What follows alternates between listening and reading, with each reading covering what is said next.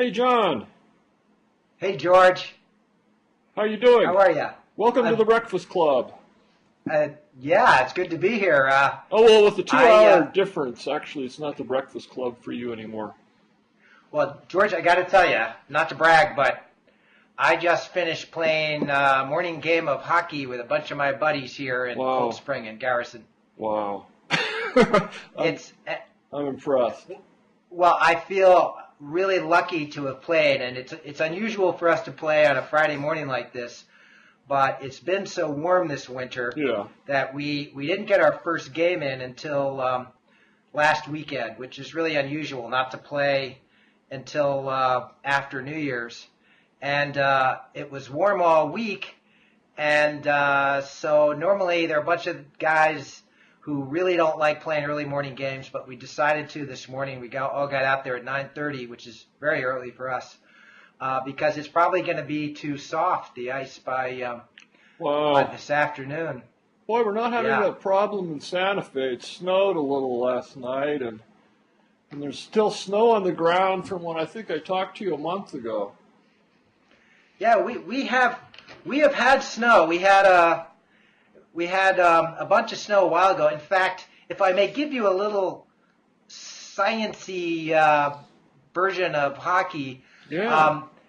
So what happened this year that actually screwed up the ice early on was that we had a cold spell, and just when the ice was freezing at all the ponds that we normally use, we got a bunch of snow. Yeah. And so all the ponds that had ice early got snow, and then when it got cold again, the snow is all crusty, and you can't skate on those. Oh, yeah. So we had to send the troops out and search for a pond that had not frozen initially and had open water right through the snowfall, but then froze after that. Oh, okay. And there was only one pond in town, this pond called Lake Surprise in North Cold Spring, that fulfilled those conditions, and we played there last weekend, and that's where we played this morning. Oh, that sounds great. Wow. Well, I haven't done anything nearly that energetic. I've just been dreading the thought of having to shovel snow to get out of my house. Even though it's not very much snow, but it's the weird thing is that it's not melting. Usually here it'll snow in the winter, and then it'll get into the 50s the next day, and then it'll all melt off, but it's turning into ice and accumulating. Have you seen the New York Times this morning? Oh yeah, Sarah Lyle had a story about kind of a roundup on extreme weather all over the world. Yeah, so I'm looking at my issue right now. I'll see if people can see this. It's a picture of a photograph of Jerusalem with palm trees with snow all over. Isn't that great? And very striking. Yeah, and the article is about, as you say, all these really crazy weather events, and it reminds me that there's some environmental activists who think that the term global warming should be replaced with global weirding. Global weirding. Oh, so that's even beyond global climate change. Yeah. And the idea is that it's not just that things are going to get warm, which might sound pretty good to a lot of people, but we're going to get more of these extreme, you get more energy injected into the atmosphere, and that is just going to create more extreme weather events like, Sandy, the big storm that hit the Northeast last fall, and, snow in Jerusalem. Yeah, it's amazing. I mean, or we're just getting a year full of black swans, as Taleb would call them. Yeah, where are you, George? I mean, how do you... Well, again, it's that dilemma. You can't take any one event, and trace it to changes in the global climate. But when you start getting these patterns, but how many years of patterns? I mean, how many years until the pattern is established? And well, you probably also saw, it was mentioned in this piece in the Times, that 2012 was the warmest year ever recorded in the not globally. I don't know if those figures are in the United States. In the United States. But it wasn't in Santa Fe at all. We had a pretty pretty relatively cool summer. On the other hand, we've had like 2 summers in a row when we just essentially didn't get our usual rainy season. So, yeah, I mean, again, it's really, it would be really hard to maintain much skepticism when you get this many extreme events all over the world. But then again, you don't really know. Just going back, if I may use my my hockey season as a data point. Last year, there was only one pond that stayed frozen for the whole season. It was the only place that we could play. Yeah. Normally, we're just moving around from pond to pond, and it was the pond with the highest elevation in this whole area of Putnam County. It froze early, and it stayed frozen, and we had a good 2 months. Yeah. But most of the other ponds where we play never got cold enough. Yeah. To skate on. So it was kind of that was a little bit of an omen there, I think. Yeah, I'd like to see a story. Maybe there's been stories that I've missed, but something like with Sarah's story this morning, looking at the extreme weather roundup all over the world for the last year or so, and then going back and has there been any isolated years like that in the past? And that would be interesting if there were. But then if there were like 2 or 3 of these in a row, I don't see how you could maintain much skepticism. But can I just ask you something, kind of a personal question? Yeah. How do there are these? We've talked about this a little bit before, but I actually don't remember if you answered this question or if you really said what you believe personally, as opposed to talking about the science. What's your gut feeling about whether humanity is really facing possible extinction or some terrible, terrible calamity as a result of climate change? If we keep going on the course that we're on now. My gut feeling, like deep down inside my reptilian brain.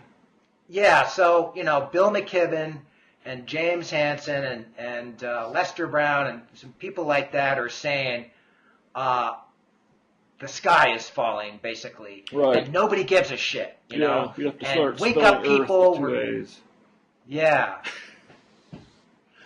No, my gut level feeling is that it's not going to happen, and it's going to be this gradual thing, and we'll adapt to it. But I rush to add that that's based entirely on just my gut feeling, and probably has more to do with my basic personality, and it's definitely not based on the science. But my gut feeling, if you cut through the rational layers, no, I don't believe anything horrible is going to happen. But now, I also don't believe that the United States will become like a third or fourth rate world power, or that we'll be all speaking Chinese in 10 or 100 years, but none of this is based on any rational instincts. It's just kind of this general assumption that things will remain pretty much the same, and I guess I'm a gradualist rather than a catastrophist. Yeah. Now imagine that you had lived through. You'd lived in New Orleans when Katrina hit, or you had a beautiful little cottage in Far Rockaway. Yeah. When Sandy hit. Yeah. And there are people whose homes were destroyed, who are still homeless. Oh. I wonder if that would I think it emotionally. Would. Yeah. Yeah. I think it would too. Yeah. No, this is totally based on being pretty lucky in that regard.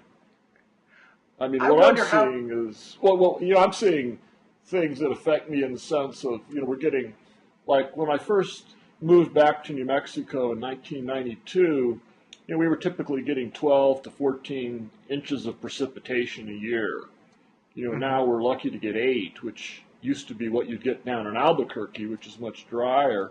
And the result is that, trees are dying, and, I'm having to water things from the water hydrant a lot more than I normally would have, because I have things that are, they're drought tolerant, xeriscape kind of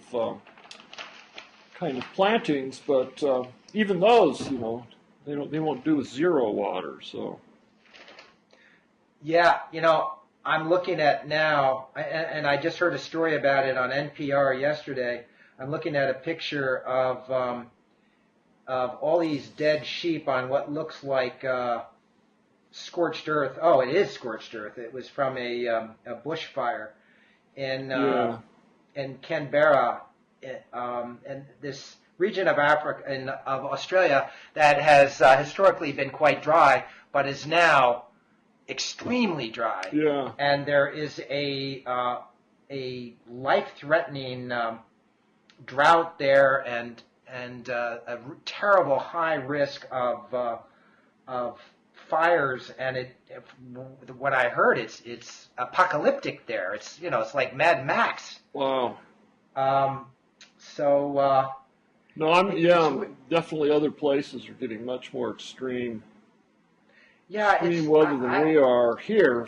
Speaking specifically in Santa Fe, but that could change. So yeah, maybe it's my fearfulness that this will happen that it's making me kind of retreat into this this feeling that things will tend to march along and just gradually change. But again, this is not rational, but it doesn't mean that it's right or wrong. I don't know if it is possible to be totally rational when you're looking at the future. I don't even know if it's appropriate. Yeah. And after all, our emotional reactions to different scenarios and forecasts and so forth can shape our responses and alter the future. Yeah. If we all despair and we're fatalistic, we say, I don't give a shit what happens. I'm just going to try to party down and have a good time before the end comes, or if the end comes. That's one route. Or if you get all excited and try to motivate yourself and motivate other people to, I don't know, put in giant seawalls in New York Harbor or something. Yeah. But I feel like my own attitude towards some of these environmental issues really is so emotional. Yeah. And I think it's true of most people as well. And I don't know if you can tease apart the emotions from the lines of evidence so much. Yeah, it's hard. And then, there's obviously nothing bad environmentally that would happen by spewing less carbon into the atmosphere and by gradually moving from fossil fuels to other kinds of energy. So the result of that kind of fear would be good and, may, slow down the effects of global warming. But as they say, I guess the predictions generally are that it's too late to, stop or reverse the effect, but maybe to make it less severe. So all those things are good. And then, of course, the counter argument, what would that do to the economy? And how do you make China do that and all of this? But so I guess to me it's all good reasons to be doing things that we should be doing in any case. And I'd like to. I hope this isn't too artificial a segue, but I've got a terrific speaker coming to my school this exactly a week from when we're speaking now. Next Friday, January 18th. And so I wanted to put a plug in case anybody out there in Blogging Heads world wants to come. Jared Diamond, the great, I don't know what he is. He calls himself a geographer. I don't even, if he's a geographer, I don't know any other geographers. Well, his academic appointment is in geography, but he's also medical, as well as and of course he's by all measures an anthropologist, even though anthropologists kind of bristle at him in some of his writings. But he's just one amazing writer of fascinating, just unbelievably important books. Yeah, he's one of these scientists, scholars. He's really a polymath who kind of that's what's impressive. Yeah, a polymath. Yeah, he stands on top of the mountain and looks out across the grand sweep of human history, yeah, and all the enormous variety of human cultures from these tribal societies in New Guinea, where he's been going for about 40 years, right up to Los Angeles, where he teaches at UCLA and extracts all these insights and lessons that can be applied to the modern world. Yeah, and I as a fellow writer of nonfiction books, I really admire what he does. But there's a huge, well, not huge, but there's a definite backlash from people in the anthropological community, or I hate that word, among anthropologists, who really feel like he overreaches and cherry picks his information to support these themes. And I don't really agree with this, but I think we've talked before about this meeting I went to a few years ago. It was basically a Jared Diamond bashing session. I remember that. Yeah, these anthropologists who'd come from various parts of the country and all converged in the wonderful little town, although it's not really a town, of Dragoon, Arizona. Where the Thing is, when you see those signs driving out west that say 192 miles to the Thing. The Thing is in Dragoon, Arizona. And we all met there, and they were really just going after Jared Diamond, first for his book Guns, Germs, and Steel, and then for his book Collapse. And I found it an interesting sociological phenomenon, how they were reacting to him, and how what he does well, which is to kind of, gloss over the distracting details and step back and blur your vision a little, and get this big picture and lessons and sweeping ideas. To them, this was this really bad thing, and they would talk about the importance of taking a phenomena or an idea and complexifying it. So right. And I realized they were using the word complexify something as in a positive way, while to me simplifying would be the positive term. And then it got into all this kind of interesting, sort of postmodern interpretations, and I'll put a link to my article since we already talked about this years ago. Yeah, I remember that, and I started. By the way, I was just holding up the cover of Diamond's new book, which I'm just reading now. It's called The World Until Yesterday, and it's very much of a piece with Guns, Germs, and Steel and Collapse. In this particular book, Diamond is looking very carefully at what he calls traditional societies. It's not cool to use the term primitive these days. Traditional societies, tribal societies, pre-state societies. I guess even pre-state is sort of frowned upon because it sounds like, these are societies that haven't matured enough to create states. But he's looking at all these different cultures, especially in New Guinea because he's so familiar with that, but also in South America and Australia. Africa, I think a couple in Asia, and trying to say, well, let's look at what they do. In a way, you can see these all as different experiments in human existence, and human values and behaviors and so forth, and the ways that men and women live together, and the way that they raise their children, and the way that people resolve disputes, and the way that people take care of themselves in terms of their health, their diets, and so forth. And what do these other societies do that we would want to avoid, and what do they do that we might want to emulate? Which is, similar to what he did in Collapse. This book is just a little more personal. He's got a lot of stories based on his own first-person experiences in New Guinea. And, I looked at some reviews online already. The reviews are coming out right now. Yeah. And, there was one really vicious review by an anthropologist named Wade Davis. Oh, Wade Davis, yeah. He's the one who wrote about zombies, right, in Haiti? Yeah, and he wrote a great book about trekking after hallucinogenic plants. It was kind of a biography of this great ethnobotanist named Richard Schultes, who discovered a lot of hallucinogenic plants. But it was also like a memoir about Wade Davis's adventures and going off in the jungle and getting stoned out of his mind. Oh, well, this was right up your alley. It was definitely right up my alley. I used it as a source for rational mysticism. Right.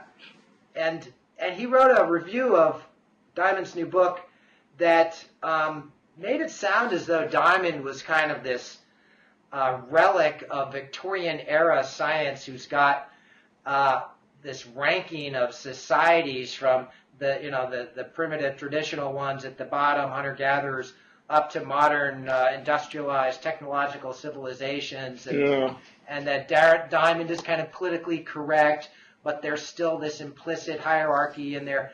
And I think it's bullshit. It just seemed to be, the review seemed to come from this personal animus. Yeah. And it was in a way, I thought Davis was portraying the book, was describing a book that was the opposite of the book that Diamond actually wrote. Well, this sounds like what I was running into, after this conference, because that was just after Collapse had come out.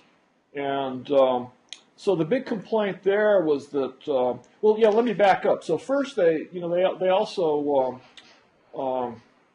took guns, germs, and steel. And to me, the message of that book was that, basically we shouldn't feel so smug that civilization developed, or what we call civilization, in the Fertile Crescent, and that Western Europe and the United States had these, very advanced industrial civilizations and all this, scientific achievement, and while Africa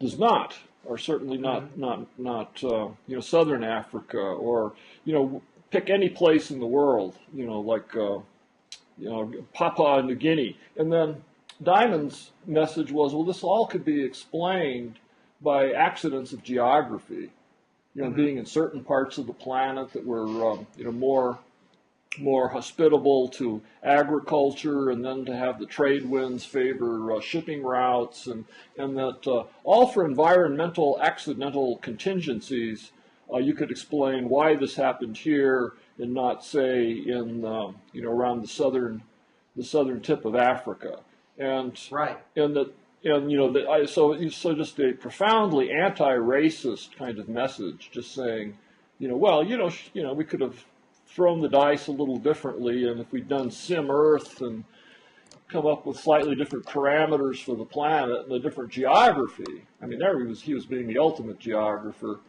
This may well all have happened, somewhere, near the site of, modern day Senegal or something. So, but then this got this backlash from the anthropologists who said, Diamond's being an environmental determinist. These are like environmental determinist, right? Yeah, real fighting words among among anthropologists, or among certain schools of anthropologists. And this was the old way of thinking, that people were pawns of their environment, and you weren't looking at them as rational human beings, and you're acting like people were just buffeted around by the elements and couldn't think and decide. So then it was almost like Collapse was consciously, or probably unconsciously, a reaction to that. And there he's showing how these societies, really screwed up their environments and led to some kind of environmental catastrophe. And he had that amazing chapter where he compared what happened in Haiti and what didn't happen in the Dominican Republic, and just sharing the same island. And there he was showing that, well, the environment can be a factor, but it also involves in people making good decisions and bad decisions. And he gave examples of societies making good decisions, and the classic thing about Easter Island and cutting down the last tree to move these giant stone heads for their religion.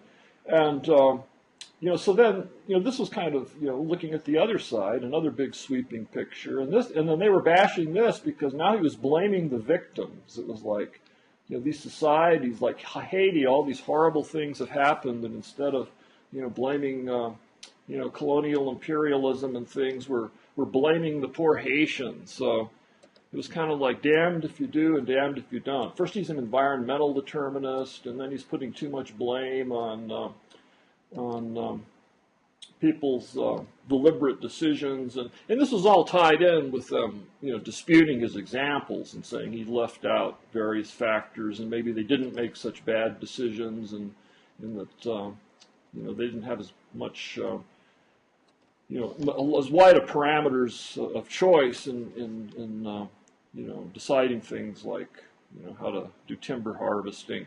So anyway, so now this book comes out, which it seems just from, I read the one review of David Brooks has a review coming out in the Times this Sunday, and that's already out. Oh, really? Yeah. And great choice for a reviewer, actually. Yeah, he basically, he really liked the book and the ideas, but then he thought that Diamond didn't bring out the people enough and that it was very clinical, and he didn't really get a feel for the Papua New Guineans, and that was his criticism, but not the ideas. But then this book is kind of like, it almost seems to me like it could be taken as a reaction to the reaction to collapse now, because right. Now he's showing all these good decisions that these different societies made, and all these things that we can learn from so-called primitive societies. And so yeah, it's an interesting phenomenon.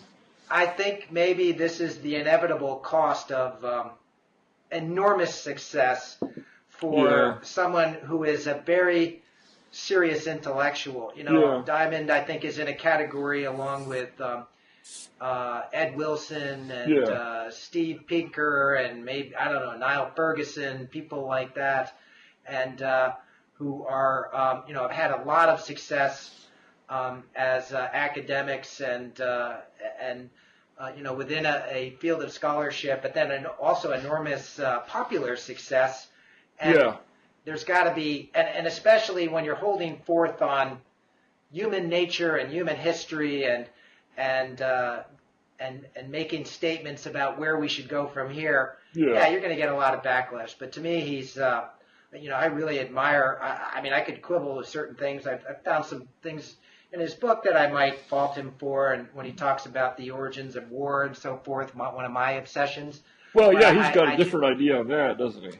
Yeah, he does. But overall, the book is another great work. It's just chock full of fascinating information and insights, both from Diamond's reading and from his personal knowledge of places like New Guinea.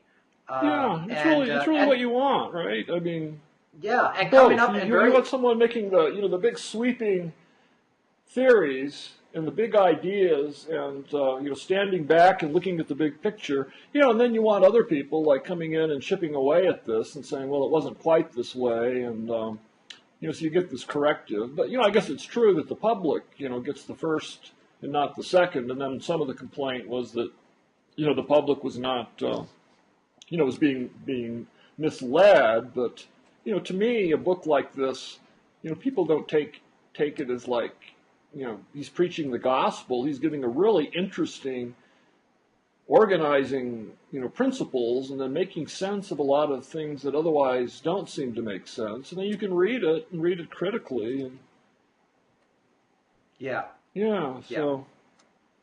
So anyway, I'm glad Jared Diamond is coming to Stevens. It's great. And it's the lecture is open to all. So next Friday, January 18th. 5 o'clock, Stevens campus. You can go online and get all the information you want. You've been getting an amazing lineup of speakers. Yeah. Oh, by the way, I've got Lawrence. This is kind of I don't know. In some ways, it's surprising.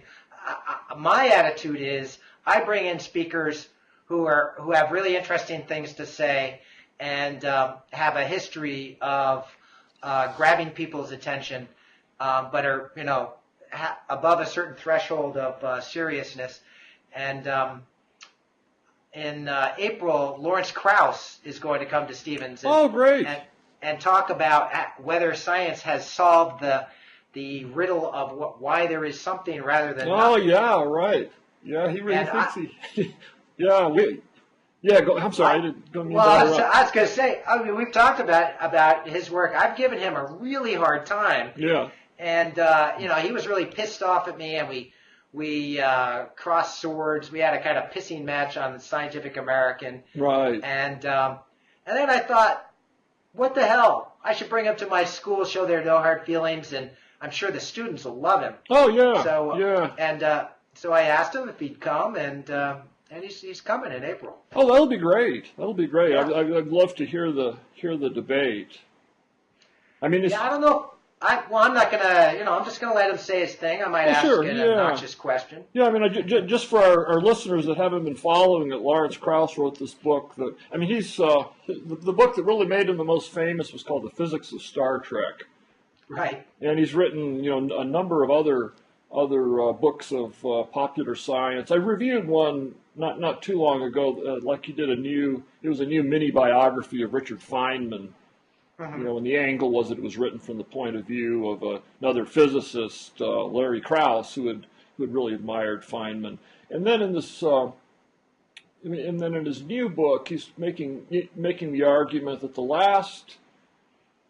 he's basically saying that the last argument of the theists against the atheists really doesn't hold up, which is to say, well, science can explain maybe everything about the physical natural world, but science can never explain why there is something instead of nothing, and where it all came from. And then he purports to explain this, in a way with a similar flavor to like Hawking and Hartle's, what is it called, No Boundary.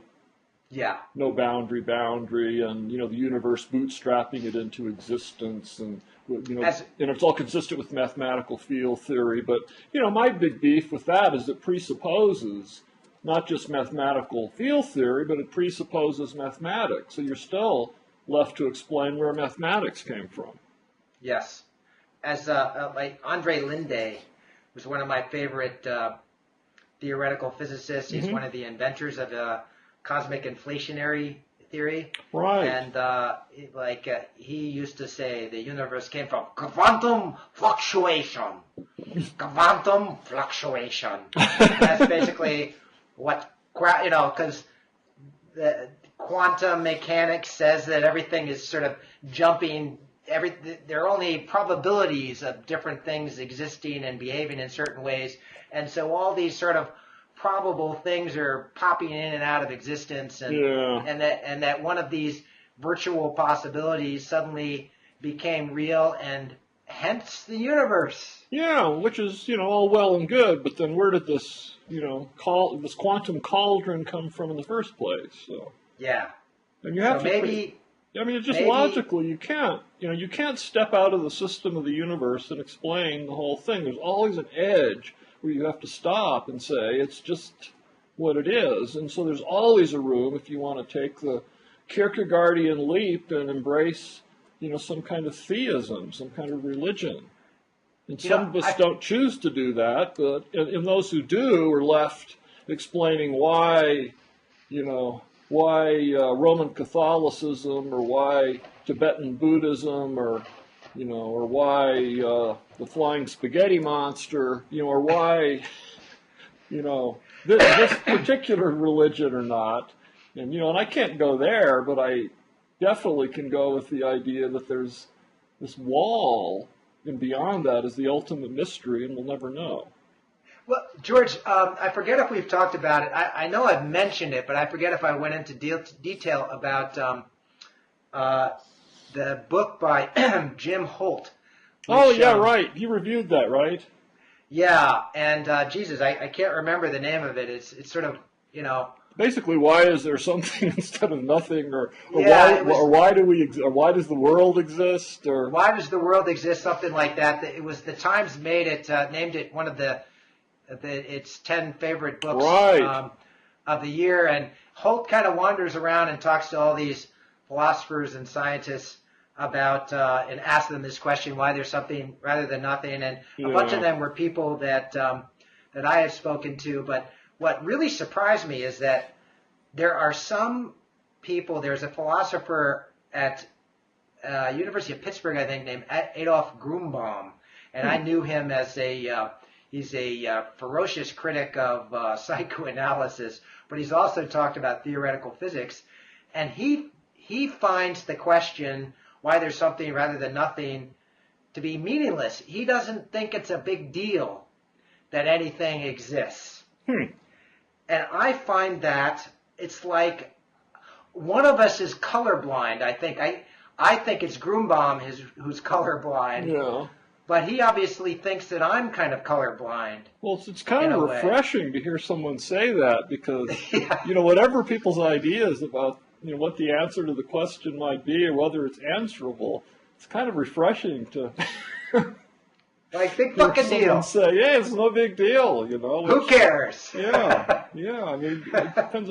So you could. I mean, I guess he means more than just. Well, we can't possibly know anyway. And whatever is that is. We're stuck with it and try to explain it. But wow, that's interesting. Well, I saw that Freeman Dyson reviews Holt's book in the New York Review of Books currently. Yeah, and somebody tweeted it, and I saw a line, tweeted a line from Dyson, and he called, I think he said that modern philosophers as a whole are I think he said intellectual dwarfs. Oh, yeah, they're going to love that. So, which is kind of it's kind of what Lawrence Krauss was saying in his book, too. Yeah, and Stephen Hawking said it. There's been a lot of bashing of. Oh yeah, Murray Gell-Mann here in Santa Fe just loves to bash philosophers, and yeah, that's right. In fact, come to think of it, that's how I found out about the Dyson article, because I saw your tweet. Oh, okay, right. Wow, God. So they're actually, you do get something out of this Twitter stuff, even though I don't think I've sent a. Okay, I'll say it. I don't think I've tweeted for, since before Christmas. Well, obviously, I always thought it was kind of a long shot that you would become a serious tweeter. It takes a certain degree of obsessive compulsion. Yeah, and I don't know. I just feel like I'm already getting these. My book. Going to be published later this year, and I'm already getting these there's this Random House newsletter for authors, and every edition that comes into my email has something about advice on using Twitter and Instagram, important new way to do something to do with pictures, and I just groan when I look at this, but I know that I'm trying to slowly wade into this, but then every once in a while, a big wave comes and I run to shore. But anyway, if anyone out there wants to follow me, I'd really appreciate it because I got to get some followers because at this point, this is weird. I got an email from someone and they said they saw my my next book. It's called The Cancer Chronicles, and the subtitle is Unlocking Medicine's Deepest Mystery. Nice. And it's not coming out until August. And just now I'm going through the copy edit of the manuscript. So it's been through, my editor, John Siegel at Knopf, and then they send it out to a contract copy editor who, and I have to say, I just got a superb copy editor. It's just the best I've ever gotten for a book. Mm-hmm. And my last one was one of the worst. So it's just really, really, really smart, brilliant copy editing. But anyway, so I'm going through this, and I get an email from someone saying that my book is on Amazon, and I look, and it's already, they have a page for it with a picture of the cover art. Wow.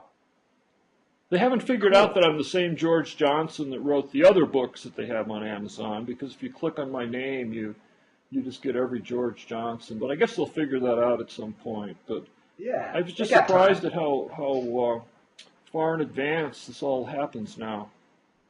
Yeah. God, that's exciting, George. Can't wait. Can't wait to read it. Yeah, it's not till August. Yeah. Yes. That's pretty quick. That's pretty quick.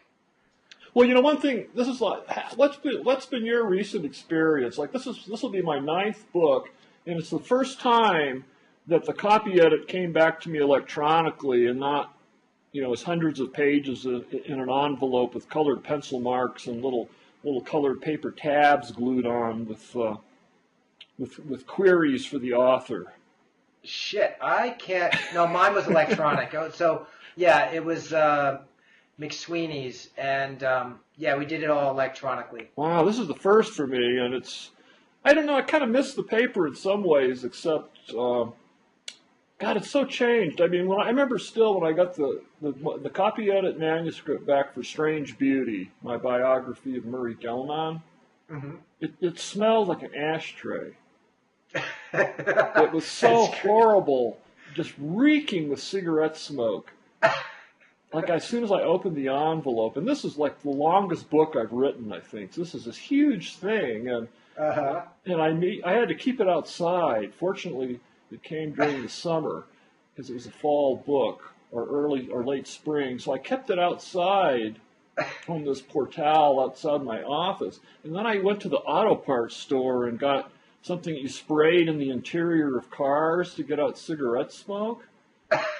So I would I would flip through the pages and kind of give it a light spray, and then I would go out and take in the chapter's worth of pages, and then I could just feel the nicotine rubbing off into my. You know, I sent my editor an email saying that I didn't realize that I needed to request a non-smoking copy editor.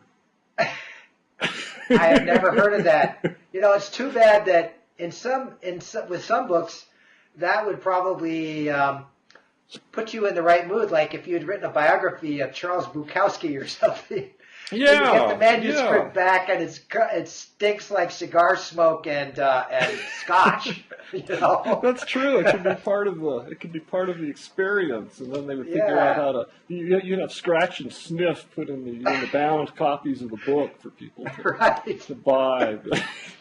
I never have had that problem of a smelly manuscript. I mean, I'm surprised that doesn't happen all the time, because I imagine your typical freelance copy editor, like living in a really dark apartment somewhere in Manhattan, and having lots of cats. And I rush to say that I don't think that my current copy editor like that at all. She's really, really smart and has made many improvements. Yeah, well, that's congratulations. 9 books, man! You're so far ahead of me. I do have to say, I just printed out a complete manuscript of a new book last week. So I'm going through, marking it up, and creating a new draft as we speak. Excellent! I didn't know this. Yeah, it's very peculiar kind of memoir-ish. I don't want to say too much about it because it's so weird. It's probably gonna die quietly, and it'll be too embarrassing if I talk about it. And then I doubt that. But it never gets published. Wow! As soon as you're ready to talk about it, I'd love to hear more.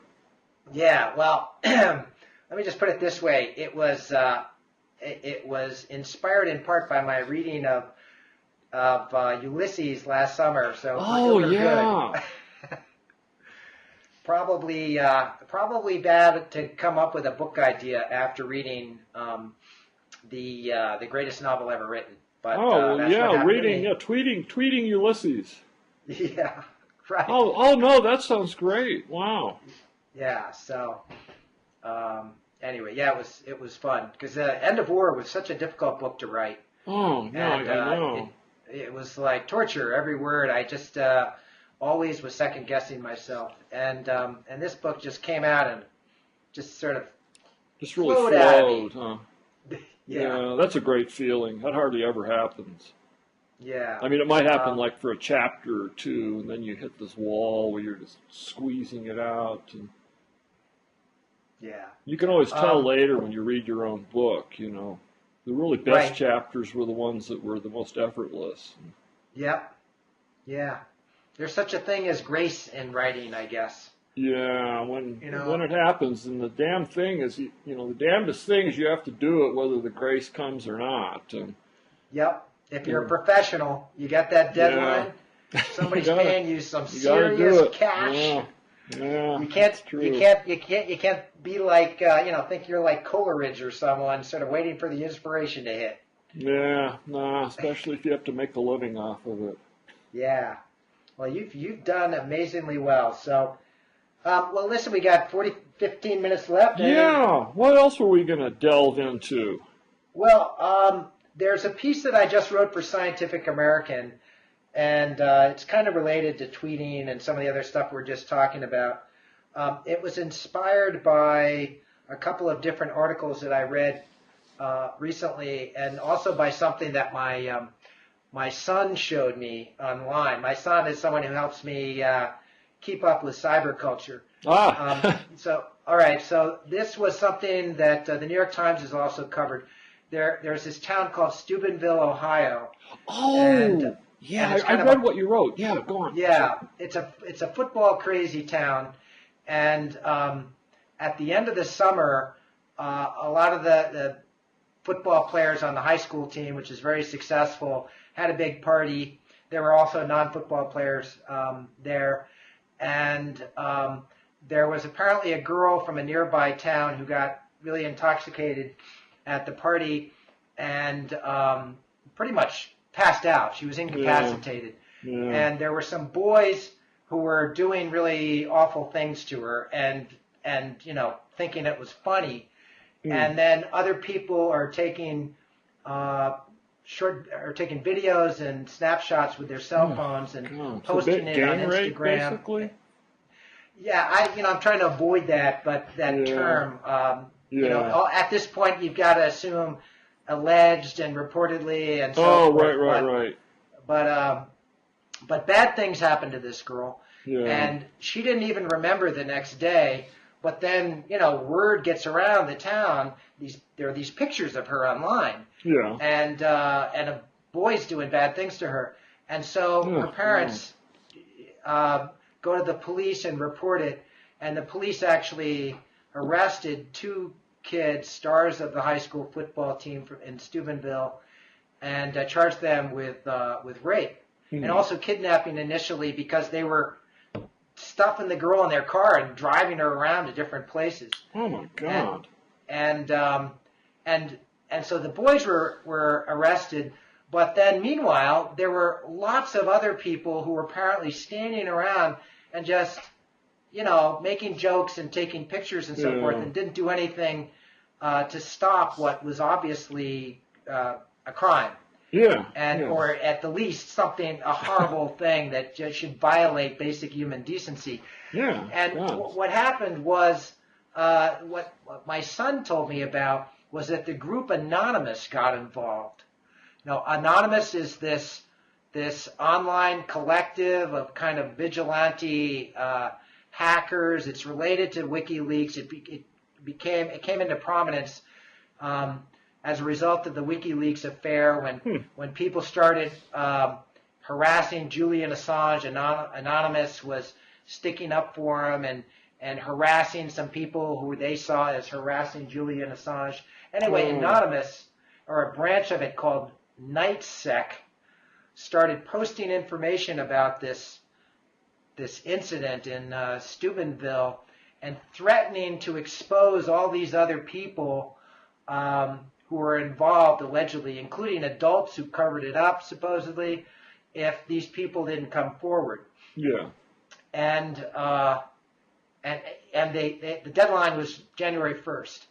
And so that deadline came and went, and now Anonymous has posted, this group NightSec, has posted all this information, detailed information about all these different kids who were at these parties, and about some adults who apparently, including, they posted material about people in the officials in the school, about law enforcement officials who supposedly weren't vigorous enough in trying to charge people for participating in this group crime. Oh. And it kind of, for me, I've written in the past about how maybe as a result of all these information technology, cell phones and so forth, spreading through the world, we'll get this kind of grassroots spying network that will root out injustice and whether it's on the part of powerful corporations or governments or even ordinary criminals, and that this can help make the world a safer place. So we all become big brothers, a brotherhood of big brothers. Yeah. Or little brothers. And okay, I could see making an idealistic argument. And so this, for that. Here it is. Yeah, here it is. It's the vigilante justice in practice. And I had mixed feelings. On the one hand, I thought, because it really did look like there were a lot of people who were getting away with doing something really bad in this town. On the other hand, you don't know if the information that NightSec is posting is really reliable. Yeah, that's the thing. I mean, just your description is so vivid, I was immediately thinking, wow, this is horrible. And, probably something horrible did happen, but, we do have this justice system. Right. However imperfect it is. So, so how is this different from them deciding just to go burn their houses down or lynch them up? So they're not taking violence against them in the physical world. And at worst, they're being defamed, but truth is the ultimate defense for libel. But we don't know it's true. Yeah. I don't know. I guess it would depend to me somewhat on the pictures and how definitive that seems to be. You can see some really bad shit online. If you look at some of the links on my piece that I posted on Scientific American, you can see some stuff that will really freak you out. Definitely bad things happen there. Yeah, so in that case, but I think it's a really interesting trend. It's something worth watching. It wasn't the way that NightSec did it. It looked like they were trying to be fairly responsible. They were definitely taking very seriously what they were doing. It wasn't jokey. It wasn't. It wasn't a prank. But what was it definitely clear that the local law enforcement was really not going to do anything about this? Well, in the New York Times article, the chief sheriff, I think it was, said, "Listen, I think it's really bad that all these other people were watching and no one intervened, and if anything, they were joking about it on Twitter and so forth. But what can we do if people don't come forward?" Yeah, so no one was coming forward. Well, but how about the girl? I mean, you said she couldn't remember. She couldn't remember anything. What had happened, but there must have been like physical. And she took a shower, and so there was no semen or DNA evidence. And she doesn't want to. She doesn't want to prosecute. No, she does. Oh, she does. Oh, okay. Yeah, as I said. But she can't get witnesses to come forward. Well, there are these two boys who I'm not sure. I think they're out on bail now. Who were arrested because some of the pictures seemed to show them doing things that clearly counted as, I don't know, sexual assault or even rape. Yeah. So the question is, all these other people who were involved and whether or not there was an attempt to cover up. Yeah, but the police can't just depend on people's goodwill if they have. I mean, it sounds to me like they have probable cause to bring charges. Yeah. Just based on this material. So if they're not doing that, makes me very much more sympathetic to the vigilante effort. Yeah, I just wanted to mention one other thing that's in my piece that in a way is kind of, it's not as serious as this, but I think it points to a really interesting and in some ways kind of creepy potential trend in information technologies. So these would be these little lightweight cameras that you can mount on your head. Google Glasses will be coming out soon, which have little tiny cameras that that can record everything that you see and also can post information about. And so a lot of this was inspired by Gordon Bell and the life logging project that he's been involved in. Gordon Bell is this computer industry pioneer, and I don't know, maybe 10 years ago or so, he just started recording everything in his life and creating this gigantic digital file. Well, this is kind of caught on now. Oh, yeah. And there's a really interesting article in Esquire, and I talked about it in the same blog post that I talked about the Steubenville incident. This writer gets this little tiny camera that's mounted just above his ear, and he wears it for a few weeks just, in the course of the day. And when he's hanging out at home with his wife and kid and meeting friends for drinks and so forth, and he talks about the effect it had on his life, and a couple of things that stood out. One is he and his wife had a really nasty argument, and it just sounded so typical, as a recently divorced guy. I've had arguments like this. Yeah. Each one thought that the other had ordered food to be delivered. And so the food doesn't show up, and they're looking at each other. Well, where's the food? I thought you ordered it. And no, I thought you ordered it. And then they start yelling at each other. And this guy has his little camera on his head. And he says, all right, geez. I know you're wrong and I'm right. Let's play the camera. Let's play the video back. Yeah. And it turned out that she had kind of misremembered it. It's a little bit vague, but she was more wrong than he was. Oh, God. And he was triumphant and said, see, I told you. And she basically said, fuck you, you asshole. Yeah, this sounds really stupid. Yeah, how dare you do that? And, now we have to have the argument all over again. You don't care about my feelings. And so I don't know, was the Esquire article trying to make the point that this is going to become this common phenomenon where we're all going to have these little real-time records of every second of our lives? I mean, I don't think this is going to happen. My prediction is that this quirky thing that 2 or 3 people will do to draw attention to themselves and maybe get book contracts, and then nothing will ever come of it, because who would want to do this?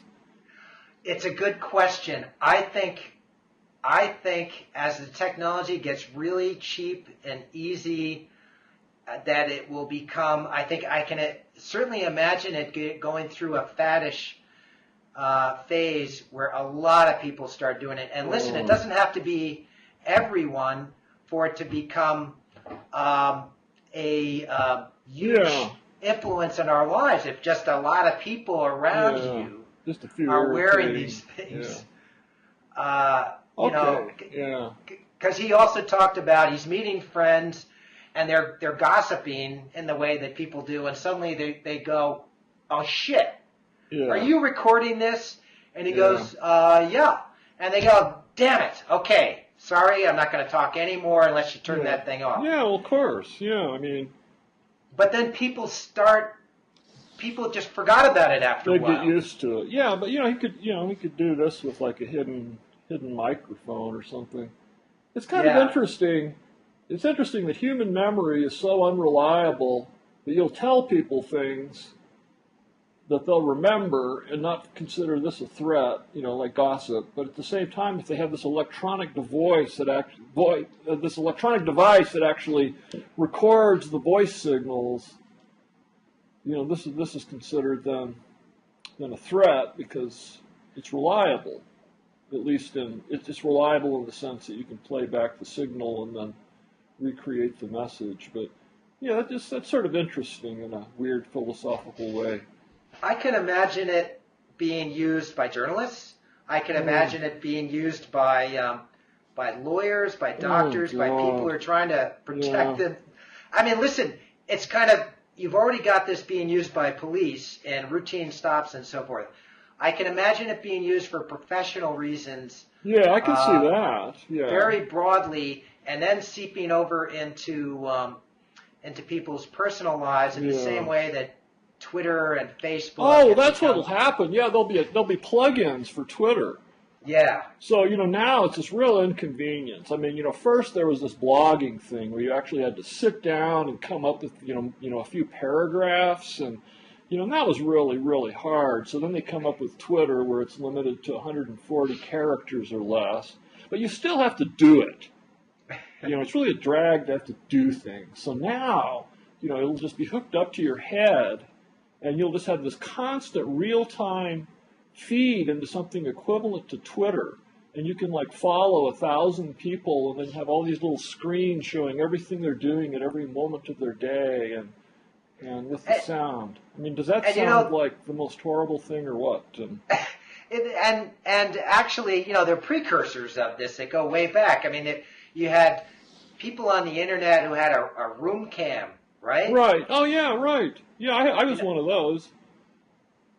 You were? No, I actually pointed mine out the window, but right. Yeah, once I did have one aimed at my desk, and I took a video of me working on a story, for the Times, and then I sped it up to super high speed, and I just showed this once at a talk I gave on journalism, just kind of for fun. But yeah, no, I wasn't really a room person. See, George? You're a pioneer. George, the funny thing about you're always portraying yourself as this grouchy old Luddite deploring the rush of humanity into the future, and yet there you are, a pioneer in self-video blogging. Yeah, well, I was an early adopter of all of this stuff, and that's, I guess, partly what annoys me is it used to be this thing. You'd go to a fair amount of work to do this, and you'd have to, you'd have to do some, a lot of tweaking and things, and write little, Unix shell scripts to do things, and these cameras weren't ubiquitous like they are now, so you'd have to find a good Ethernet camera, and so it was really fun when no one else or very few other people were doing it. And then, just when it went mainstream, like everything else mainstream, I just started recoiling against it. That's funny. There is a class of scientists who, Noam Chomsky is one.